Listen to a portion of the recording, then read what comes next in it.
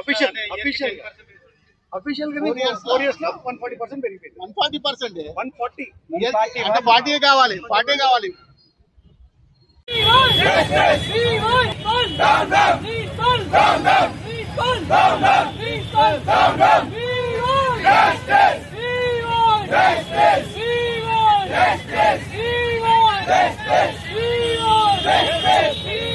Public school దగ్గర parents అందరూ కూడా ఈ ఫీజులు పెంచని చెప్పేసి ధర్నా చేయడం జరిగింది.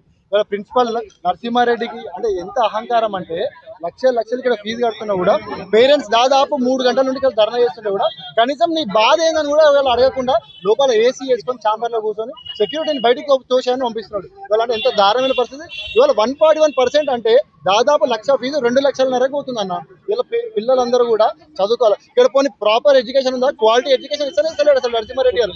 ఇమీడియట్ గా ఫుడ్ ప్రాపర్ లేదు, మెడికల్ సర్వీసెస్ ఉన్నాయంటే అది కూడా ప్రాపర్ గా లేదు. పోనీ పేరెంట్స్ కమిటీ ఉందా అంటే పేరెంట్స్ కమిటీ కూడా లేదు. దాదాపు 1 year నుండి వీళ్ళకి కోర్ కమిటీతో చర్చ జరుగుతుంది. 10% పెంచుతామని చెప్పి మాట ఇచ్చినాడు. ఇవాళ 141